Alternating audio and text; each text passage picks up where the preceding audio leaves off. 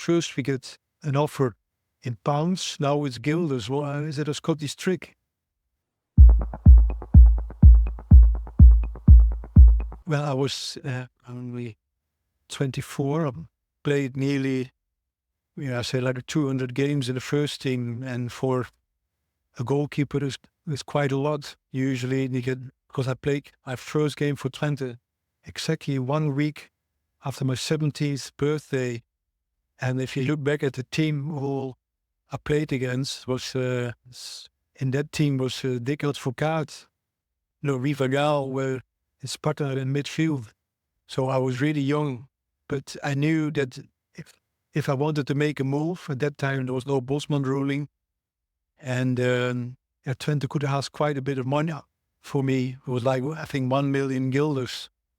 And in the winter, Ton van Dalen, before he was a technical director at Twente, but he became an agent, and I had still good contact with Ton, and I went to visit him in the winter break. I said, well, I would like to make a move. And I didn't hear a thing, but he was working in the background. He knew Fergie from his time as technical director at Twente. In 1980, Twente and Aberdeen played a friendly at Pittodrie. And at that time, he wanted to sign the first goalie from Twente, but Ton said, no, I'm not going to sell him. I've got someone else. He'd been out on loan to lower division teams. There was Mark de Klerk. He sold Mark de Klerk to Aberdeen. And actually he scored in his first game for Aberdeen against Barry Rangers from a goal kick. And so he went to Fergie, and he said, I got a good goalie for you, because he knew that Bailey was going to retire, or he wanted another goalie. He said, no, I'm going to sign Jim Layton, but I'll pass it on to Aberdeen. And they wanted to sign Kimball Money, but I think they asked £500,000 pounds for him. And so then they met each other again. And he said, do you have already a goalie? He said, no, not yet, said Alex Smith to Fergie. So he gave him the card, and from there on it started rolling. Ton sent the tape over to Alex Smith, and they were really interested. So I went over to Aberdeen, have a look around in the city, and went to a camp in Largs. And it was quite a journey, because we made a few stops. First from Aberdeen to Broder Ferry. We stopped at Jockey Scott's house. He came into the car. Then we stopped at Alex Smith's house in Stirling, and he put his dirty wash out. And then we drove to Largs. Then I trained there with Drew Jarvie and Jockey. And then after 2 days, we went back to Enschede, and Ton had a written offer from Aberdeen from £200,000 it was. And so then Twente said, no, we want 1 million gulden for him. And Ton said, you just go over to Aberdeen, everything will get sorted. If they know you're going, you're not coming to their training, they know it's business here, that you want to move. And then we trained for 2 weeks, and then Ton came over again. And so Ton came in contact with Trent, and he says, they offer him now 925,000 guilders. And went wrong. Was this first we get an offer in pounds, now it's guilders. Well, is it a Scottish trick? But what happened, the pound had gone up in the 2 weeks' time, 25 or 30 cents. So it was still the 250. Holy, it was nearer the 900 than there was before.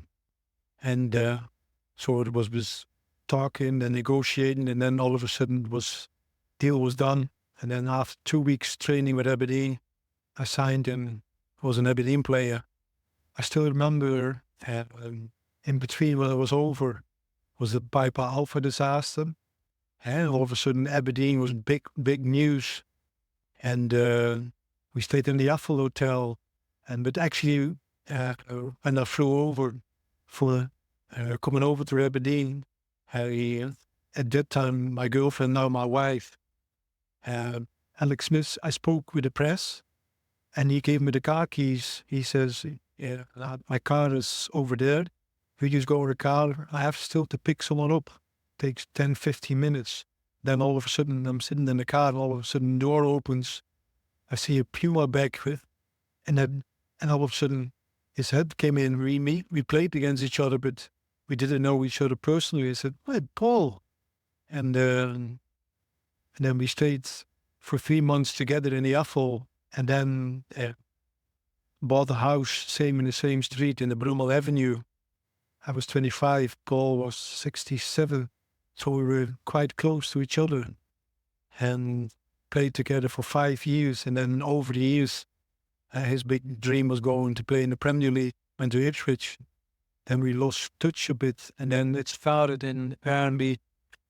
I got a touch again when I retired from football. I went over to visit the family. We went over first to Southport and then went to Scotland to see friends again.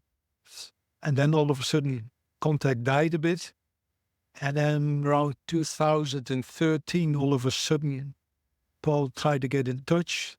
He came over to watch a game here. And then all of a sudden, it started to come again. He got invited for Q&A, testimonial dinners from Andrew Considine. And then all of a sudden, more and more. And now it's nearly every year we see each other, at least once a year. Mostly over in the UK, but yeah, it's nice to meet up, and then you think, what a special time we had in Aberdeen, coming in at the same time. No one knew us, and then going away with such a great memories.